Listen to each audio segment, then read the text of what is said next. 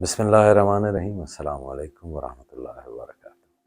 صاحبو، کوہ طور پر تجلی الہیہ کی زیارت کے بعد حضرت موسیٰ علیہ السلام کے چہرہ مبارک پر ایسی قوی چمک رہتی تھی کہ چہرے پر نقاب کے باوجود جو بھی آپ علیہ السلام کی طرف آنکھ بھر کر دیکھتا تو اس کی آنکھوں کی بینائی ختم ہو جاتی۔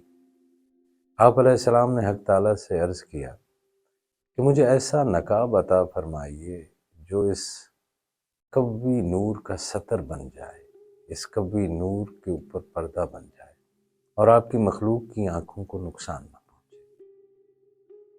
بارگاہ عزت سے حکم ہوا، اپنے اس کمبل کا نقاب بنا لو جو کوہ طور پر آپ کے جسم پر تھا، جس نے طور کی تجلی کا تحمل کیا ہوا ہے۔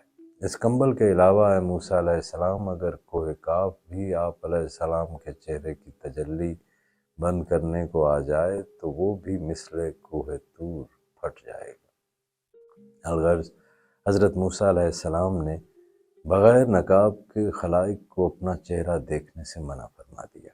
آپ کی اہلیہ حضرت صفورہ آپ علیہ السلام کے حسن نبوت پر عاشق تھیں۔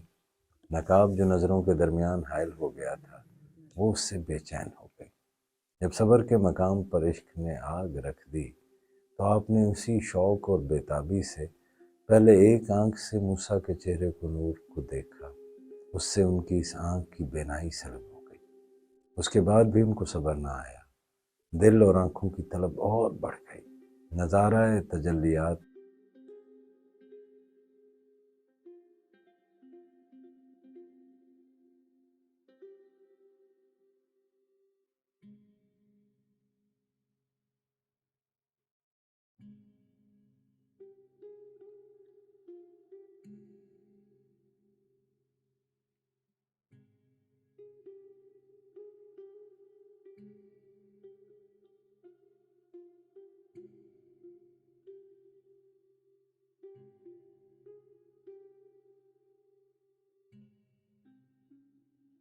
آنکھوں سے نور تو چلا گیا، مگر آنکھوں کے حلقے کے ویرانے میں حضرت موسیٰ علیہ السلام کے چہرے کا خاص نور سما گیا ہے۔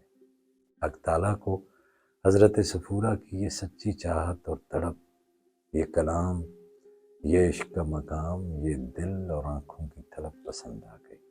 خزانہ غیب سے پھر ان کی آنکھوں کو ایسی بینائی کا نور اور تحمل بخش دیا گیا جس سے وہ حضرت موسیٰ علیہ السلام کے چہرہ تاباں کو دیکھا کرتی تھی۔